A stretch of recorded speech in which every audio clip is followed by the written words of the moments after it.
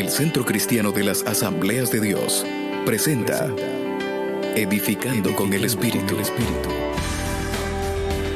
Descubre el propósito del Espíritu Santo para su vida a través de la palabra de Dios, que es pura, perfecta y eterna. Con usted el pastor Marcos Antonio Amaya.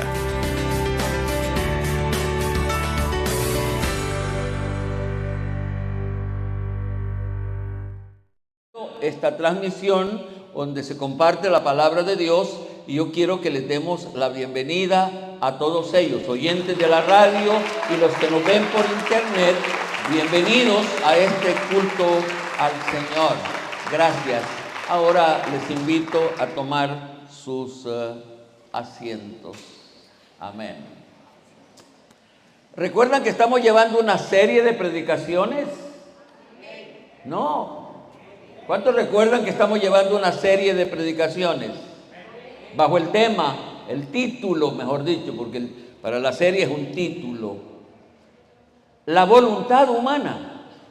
La voluntad humana. Pero en esta ocasión voy a suspender la serie de predicaciones que traemos para presentarles una predicación de ocasión. Así que guarden ahí el archivo, ahí en la mente. No vamos a tocar el tema hoy, sino que en la próxima semana, si el Espíritu Santo nos da el tiempo, pero en esta ocasión voy a presentar un mensaje de ocasión. Para todos es conocido que el calendario conocido como gregoriano, así se le llama al calendario que lleva las fechas y los meses y los años en nuestro tiempo, ese calendario reconoce a esta semana como la semana que se conoce como Semana Santa, título o nombre o calificativo alejado de la verdad. Esta no es una Semana Santa para la mayoría, inclusive los evangélicos. En el mayor de los casos o en el mejor de los casos es una semana de descanso, de relajo, pero no para buscar de Dios y meternos en la presencia del Señor. El calificativo de Semana Santa está relacionado a la crucifixión del Señor Jesucristo, acontecimiento que sí es una realidad. ¿Cuántos dicen amén? Acontecimiento que sí es una realidad, aunque lamentablemente las tradiciones religiosas han ocupado el significado y aplicación de dicho acontecimiento. Muy poco de lo que se dice y se hace en esta semana está en unidad con el sentido bíblico de este acontecimiento. Con el propósito de golpear, ese es uno de mis propósitos cuando predico, con el propósito de golpear la ignorancia. Yo predico queriendo corregir la ignorancia, golpearla sobre la crucifixión del Señor Jesucristo y de aplicar algunos aspectos principales que pienso son fundamentales para la vida evangélica. Voy a interrumpir la serie de predicaciones que traemos para presentar una predicación, como lo acabo de decir hace un momento, de ocasión. Dado a los muchos aspectos que están relacionados con la crucifixión del Señor Jesucristo, me fue complicado elegir uno, pero particularmente hay dos aspectos que desde hace un tiempo he venido considerando y los considero una necesidad compartirlo con ustedes, y sobre esos dos aspectos va a tratar la predicación. Como saben, cuando predico me gusta hacer preguntas, y en su mayoría no son preguntas retóricas. ¿Cuáles son las preguntas retóricas? Las que no tienen respuesta, solo se hacen para hacer pensar. De que a mí me gusta hacer preguntas, y en la mayoría no son preguntas retóricas, sino que estoy esperando una respuesta. En el caso de hoy lo voy a dejar un momento para que piensen. ¿Por qué será o a qué se debe que al acto de morir del Señor Jesucristo se le llama crucifixión? Lo voy a repetir, no es pregunta retórica, quiero que piensen. ¿Por qué será o a qué se debe a que el acto de morir del Señor Jesucristo se le llama crucifixión? No es retórica. ¿Qué me dicen?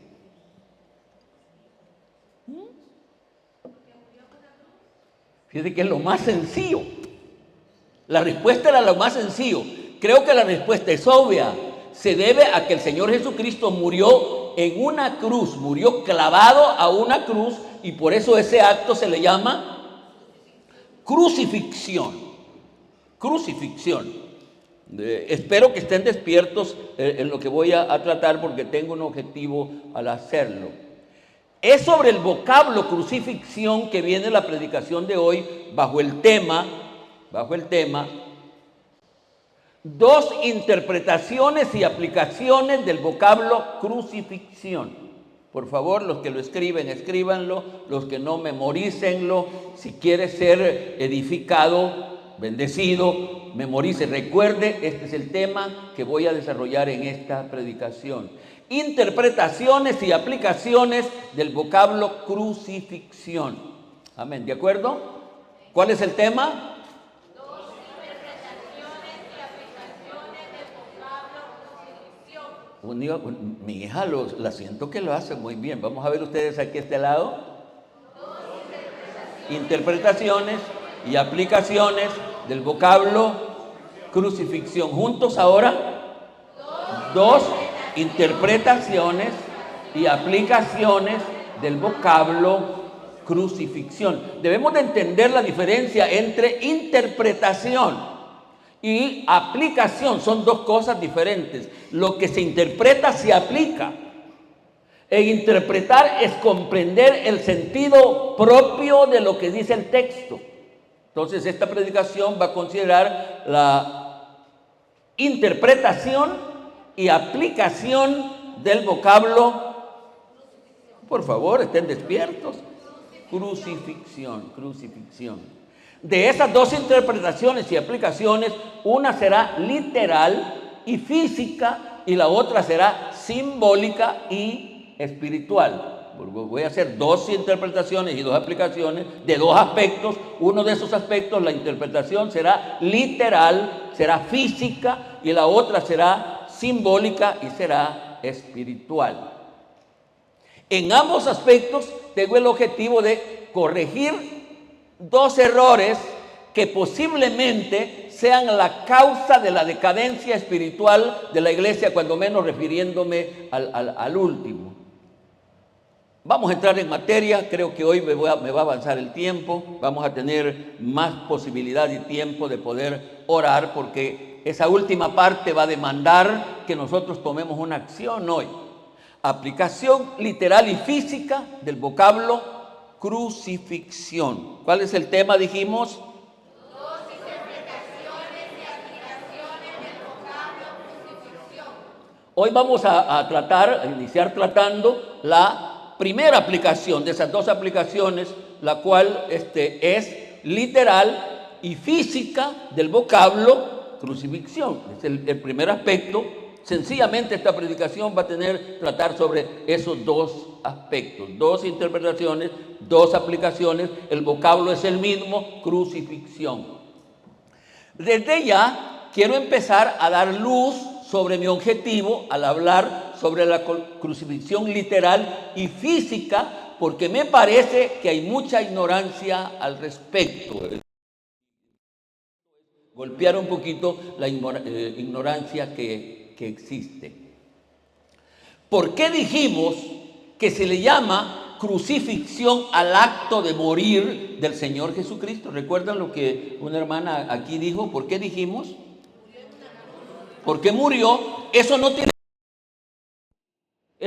nada de divino. Eso no tiene nada de espiritual en cierto sentido, porque el Señor murió en una cruz, clavado en una cruz. Por eso a ese acto se le llama crucifixión, y en ese sentido quiero hacer una interpretación y aplicación de ese vocablo y de esa relación.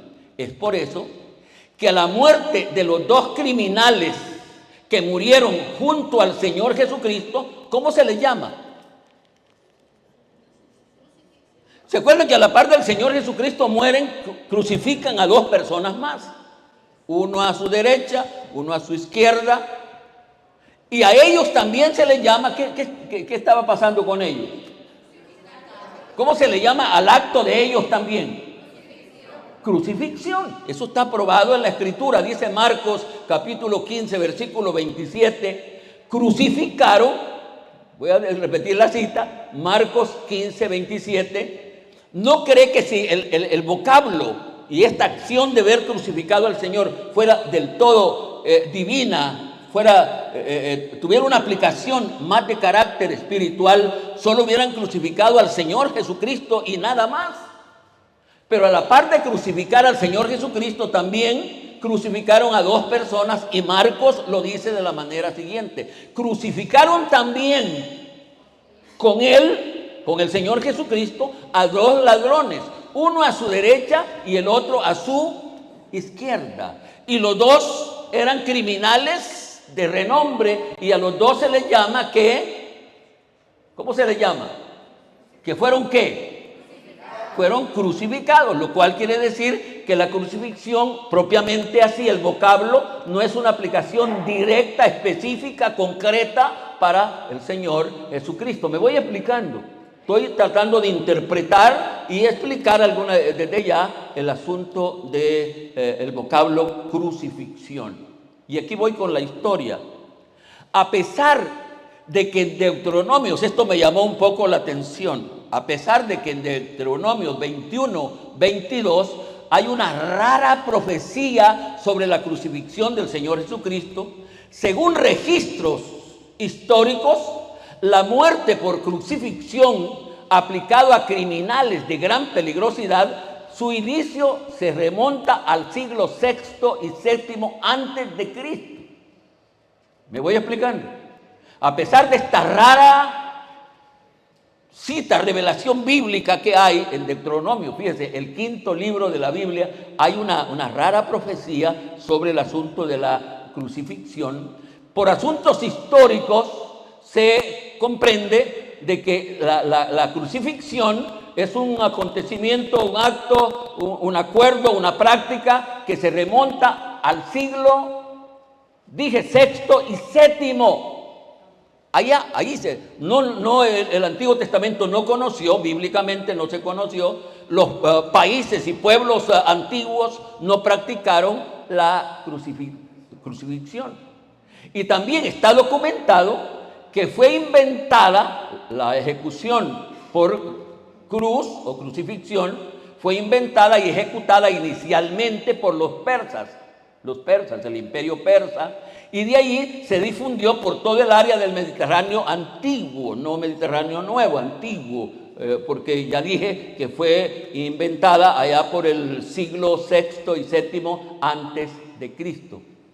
Como se sabe por la historia universal, el imperio persa cayó bajo el imperio, bajo el imperio griego. El imperio persa cayó bajo el imperio griego, y los griegos a su vez cayeron bajo el imperio romano, ahora sí, bajo el imperio romano, y todos esos imperios consideraron y adoptaron la crucifixión como un método de muerte apropiada para ser aplicada a los criminales más peligrosos de su sociedad y de su tiempo. Me voy explicando. Estoy queriendo interpretar y aplicar el vocablo crucifixión, y estoy haciéndolo en la parte literal, en la parte física. Esa parte física no tenía mucho que ver con la parte espiritual, dijéramos. Lo voy a explicar un poquito más adelante.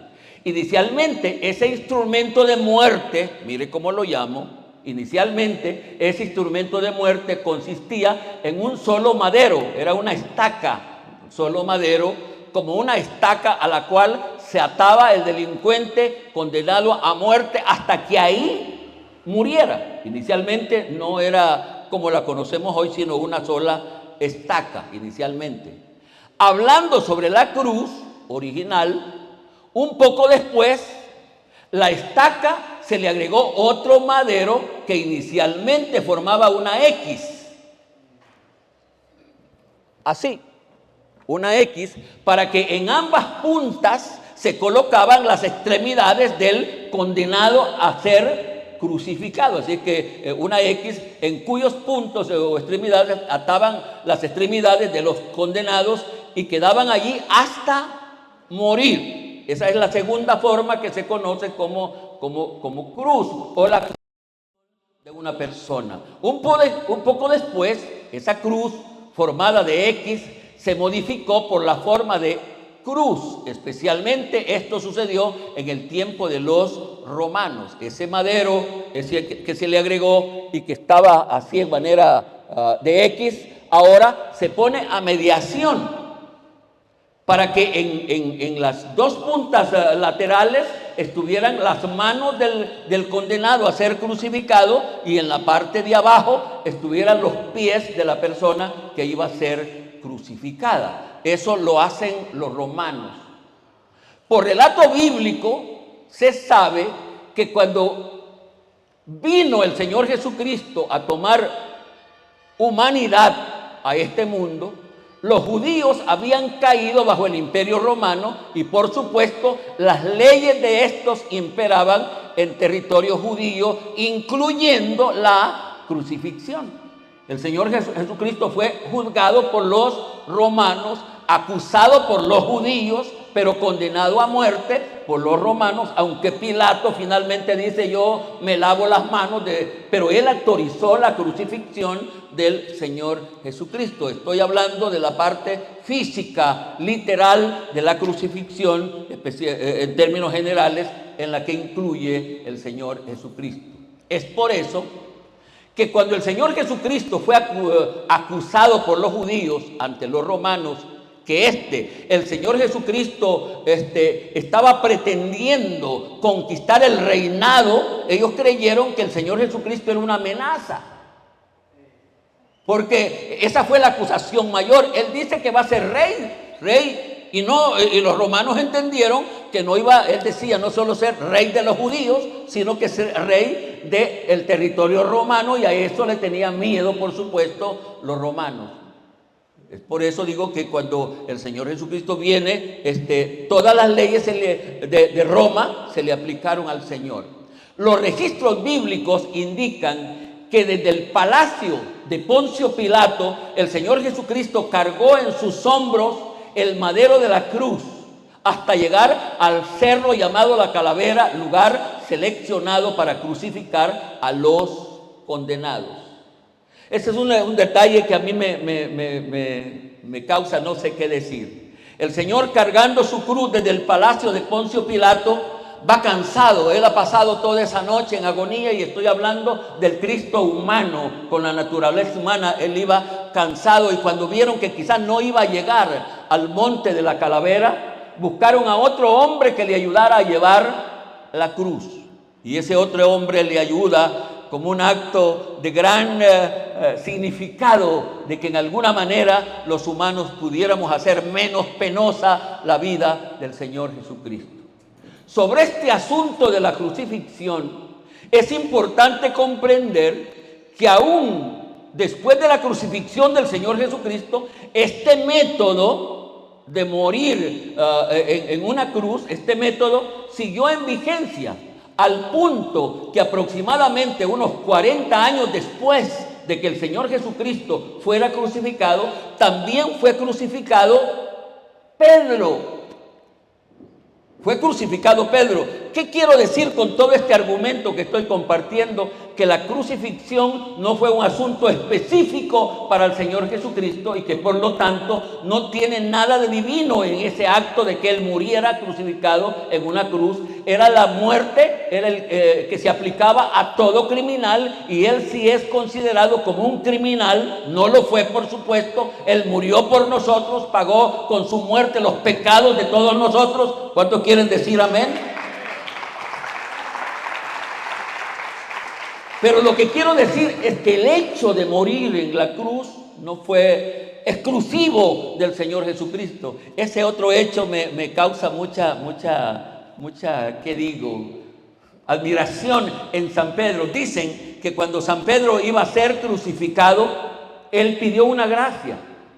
Dijo: señores, por favor, yo no rehúso ser crucificado, pero concédanme una gracia. Concédanme morir siendo crucificado, pero con la cabeza hacia abajo. Ni en su sacrificio yo puedo parecerme al que murió por mí y ha muerto por la humanidad entera. Qué gesto más agradable fue ese que él...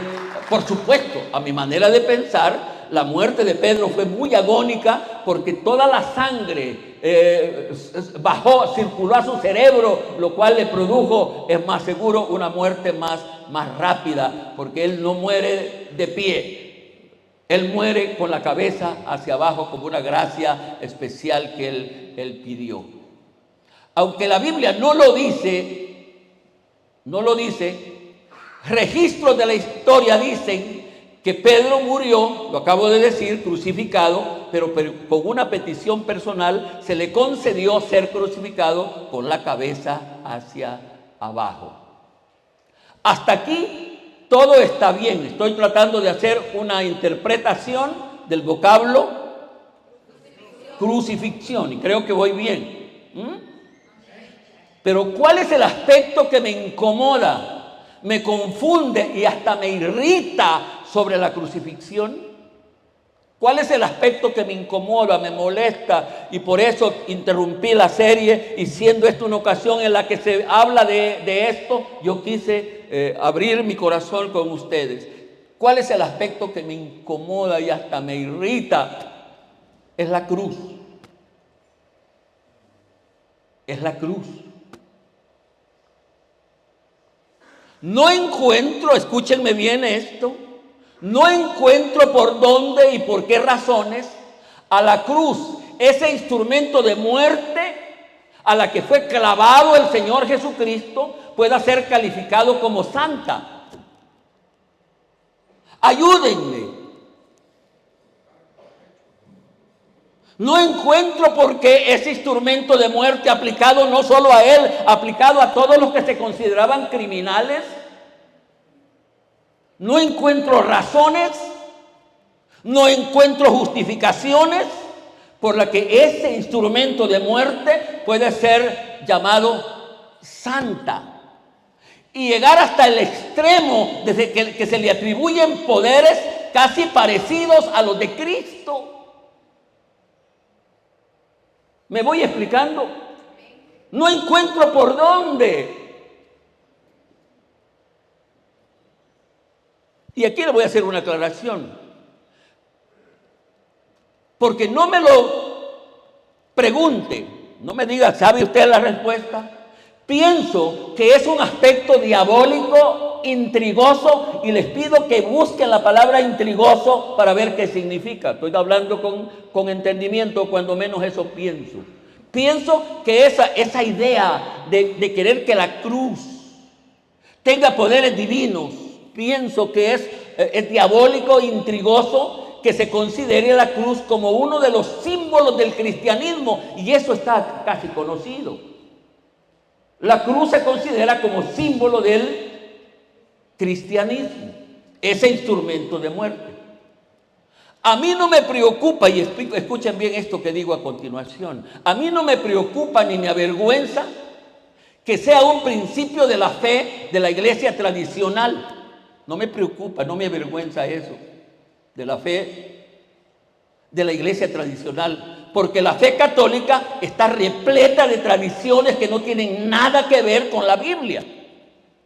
Así que a mí no me preocupa, porque ahí, pensando en eso que acabo de decir, de que hay una tendencia diabólica en eso, se ha hecho hasta para negocio.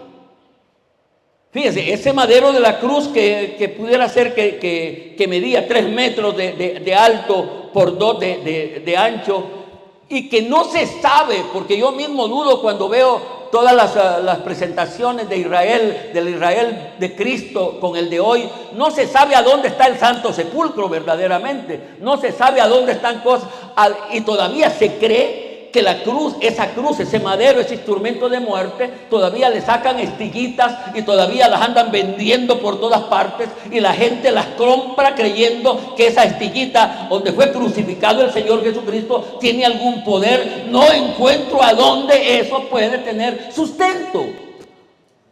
Y estoy diciendo que no me preocupa si ellos lo hacen, porque ellos practican muchísimas cosas y nunca he hablado tan abiertamente como lo estoy haciendo hoy. Ellos, la mayoría de sus prácticas no tienen fundamento bíblico. Pero me preocupa cuando la iglesia evangélica lo hace. Me preocupa cuando lo hacemos nosotros en ignorancia.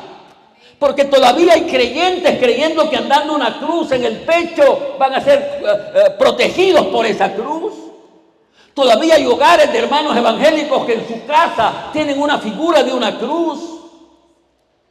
Y ojalá que ustedes no estén diciendo, pero pastor, usted antes pareciera que no entendía esto. Y confieso que es verdad. Antes no lo entendía como lo estoy entendiendo ahora. Y por eso es que tomé la decisión, el valor de poder hablar de esto con franqueza hoy. Los veo asustados a todos ustedes, porque parece que la esperanza de ustedes, de la mayoría de ustedes, estaba en la crucita. No digo en una hermana que se llama Crucita, sino que en ese pedazo. Es una práctica de ignorancia. La cruz fue un instrumento de muerte. El que salva es el crucificado. El que vale es el que murió en una cruz como símbolo de maldición, porque eso sí es cierto. Él fue maldito al morir en una cruz y murió maldito en lugar de los malditos que éramos nosotros, y murió allí para nuestra salvación. Ojalá que yo no siga preocupado por algunos de ustedes. Ojalá que con esta interpretación y aplicación ustedes comprendan que la cruz no tiene ningún poder. No es una identificación de ser evangélico. La identificación de ser evangélico, ¿sabe cuál es? Es la vida que usted tiene que llevar. Eso es lo que usted vale. Hasta aquí espero haber cumplido con la primera parte de esta predicación. ¿Cuál era la primera parte? Porque el tema, ¿cómo dice el tema?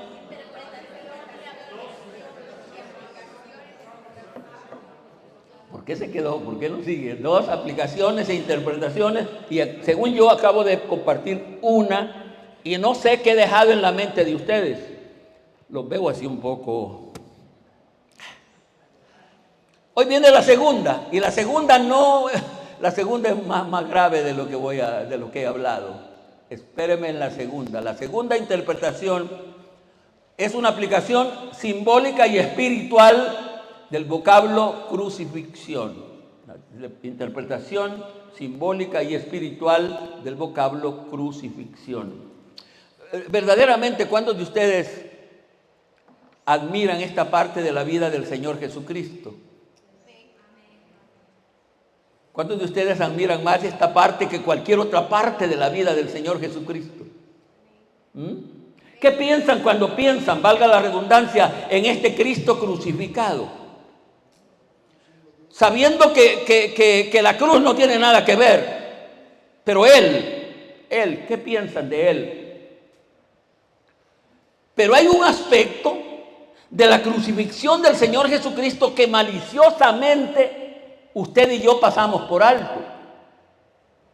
Hay un aspecto fundamental en la vida evangélica que por alguna cosa que puede ser diabólica, nosotros la pasamos por alto. Cuando les hablé de mi vacilación inicial para ponerle tema a esta predicación, se debió a que yo quería hablar de 2 aspectos y no hallaba cómo relacionarlos. Yo quería hablar de los 2 y no hallaba cómo relacionarlos. Pongo 2 temas, yo quiero hablar de los 2 aspectos, no quiero que me pase esta oportunidad sin hablar de los 2 aspectos. En esa vacilación pensé en que el tema de esta predicación eran los otros crucificados. Los otros crucificados. Porque, ¿verdad que con el Señor crucificaron a otros? ¿Cuántos conocen a los otros crucificados que crucificaron con el Señor? Bueno, ya dije que antes del Señor crucificaron a más, pero no me importan. después también a otros, pero de los crucificados con el Señor hay otros. ¿Conocen algo de ellos? Deberíamos conocer, porque uno de esos es modelo de ser cubierto en gracia. Uno de ellos fue salvado sin hacer mucho. El otro siguió muerto en pecado porque quiso seguir muerto en pecado. ¿Conocen algo de esos crucificados? Esto que les acabo de compartir. ¿Quiénes son esos otros crucificados? ¿Quiénes son? ¿No dicen nombres? Me parece que sí o no. Parece que sí, hay evangelio que habla de los nombres. ¿Quiénes son? ¿Cuáles son sus nombres? Sí, seguro que sí, seguro que sí. Pienso que en lo que vamos a tratar a continuación, escúcheme bien esto, está la causa de la flojera. Lo digo con entendimiento, es un poco ofensivo, pero lo digo con entendimiento. Es causa de la flojera espiritual de hoy en los evangélicos, porque no hemos comprendido lo que significa ser evangélico. ¿Sabe lo que significa ser evangélico? ¿Sabe lo que significa ser evangélico? Estoy hablando de la crucifixión. ¿Sabe lo que significa ser evangélico? Quiero que leamos, que escuchemos, leamos sobre el testimonio de uno de los otros crucificados. Y vamos a ir a Gálatas 2. A mí me parece que ustedes nunca han leído esto.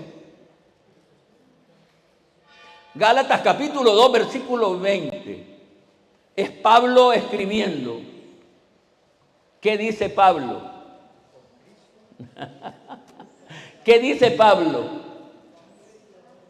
Dice, con Cristo estoy juntamente crucificado.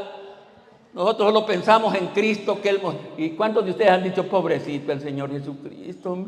Y hasta se pone, sí, ¿cómo murió? ¿Cómo murió? ¿Sabe lo que significa ser evangélico?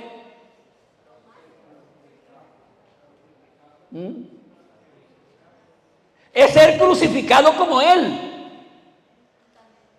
Pablo lo sabía y por eso Pablo dice, con Cristo estoy juntamente crucificado.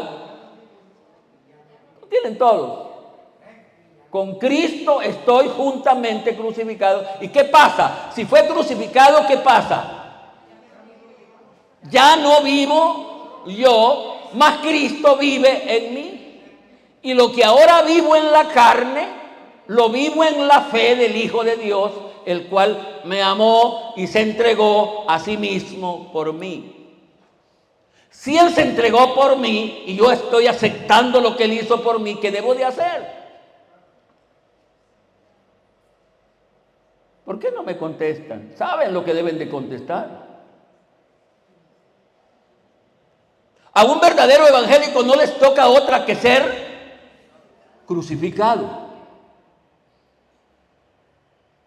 Hoy de este culto vamos a salir o evangélicos o caídos.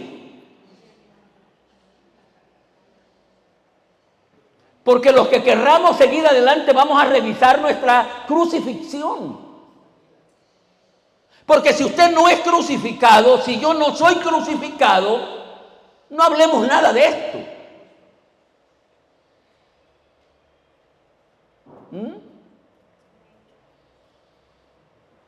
Y quiero volver al versículo literalmente. ¿Cómo dice el versículo? Ustedes lo tienen en sus Biblias. Ya vi que la mayoría tienen sus Biblias abiertas. ¿Cómo dice el versículo? Véalo literal. Yo tengo problema con las versiones porque las versiones me quitan el aspecto literal de los versículos, de la palabra. ¿Cómo dice literalmente, cuando menos la versión que yo uso? Con Cristo estoy. ¿Qué quiere decir eso de estoy? ¿Cómo lo interpretan? Con Cristo estoy. Lo pudiéramos ver en diferentes formas. En tiempo, ¿qué tiempo es? Presente, estoy. Lo pudiéramos ver en qué sentido también. ¿Quién me crucificó a mí? Nadie. Yo me crucifico porque Él también fue crucificado. Qué tremendo esto, qué tremendo. Lo que todo creyente debe saber, Estoy terminando con aspectos muy bíblicos. Quise que así fuera, así debe de ser la predicación. Romanos 6:6, por favor. Vayan a Romanos 6:6.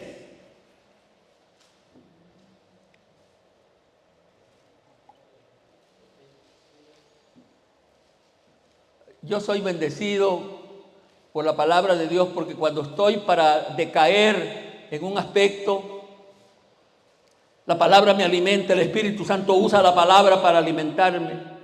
Yo lo he dicho aquí públicamente, soy necio en querer hacerlo, que en asuntos de fe, la fe debe de empezar por lo que sabemos.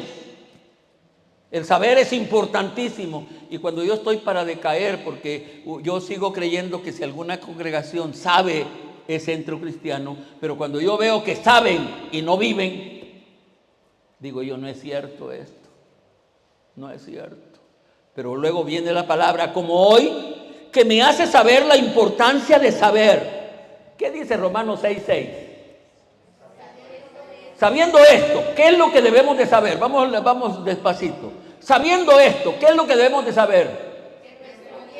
Que nuestro viejo hombre fue crucificado juntamente con Él. No importa que Él sucedió hace 2000 años, hoy, en este día, yo puedo ser crucificado juntamente con Él. Esto hay que saberlo. Si no sabe esto, no es evangélico. Sepa esto.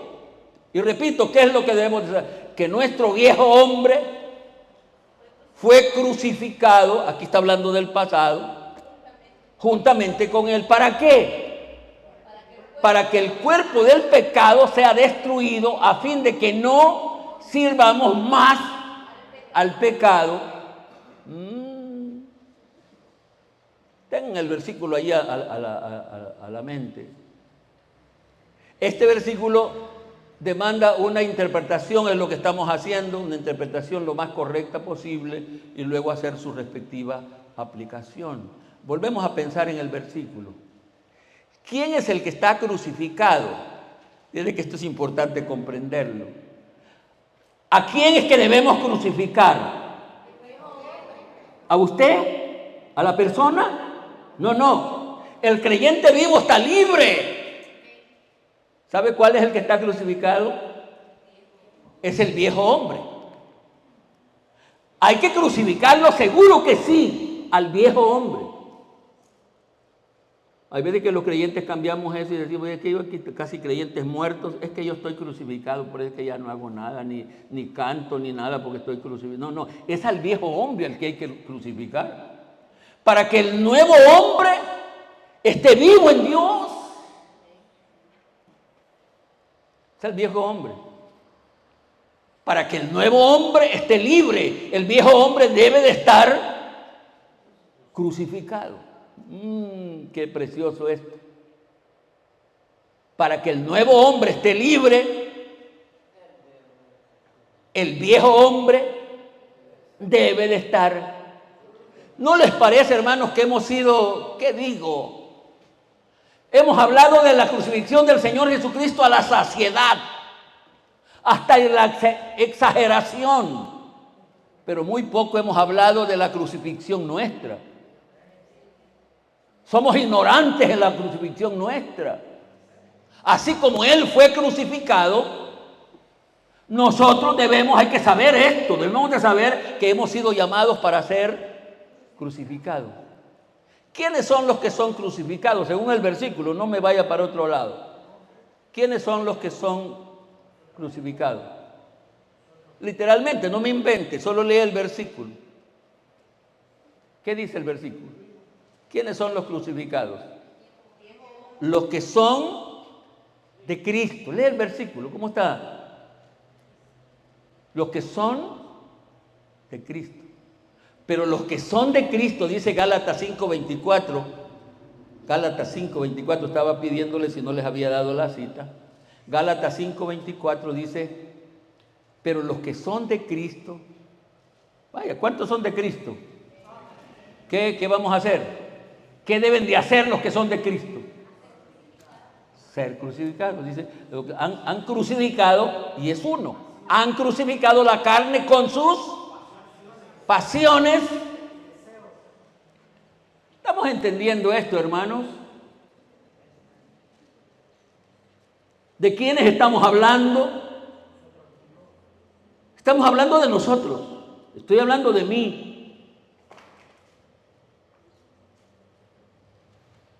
Pero los que son, ¿quiénes son los que deben de ser crucificados al viejo hombre o crucificar al viejo hombre? Los que son de Cristo, dice el versículo. ¿Quiénes son de Cristo? ¿Ah? Los que han crucificado al viejo hombre.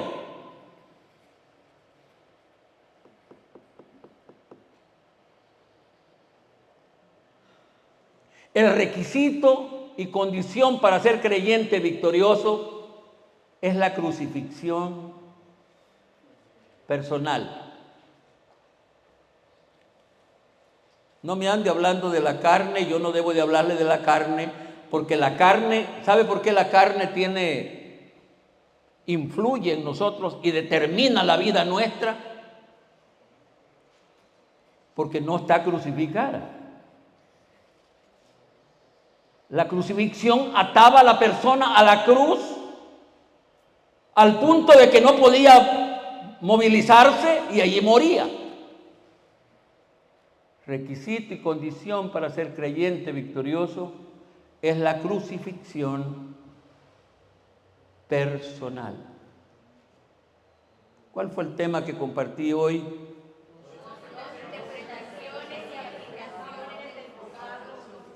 Crucifixión. ¿Cuál fue la primera parte?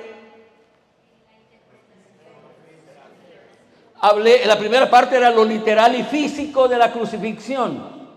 Un madero que no hay por qué darle poder porque no lo tiene. No lo tiene. Lo grandioso de ahí es el crucificado. Yo espero que lo hayan aceptado. Yo estuve luchando porque sé que son algunas de las cosas que todavía están pegadas a la vida de los evangélicos y que las traemos de donde venimos.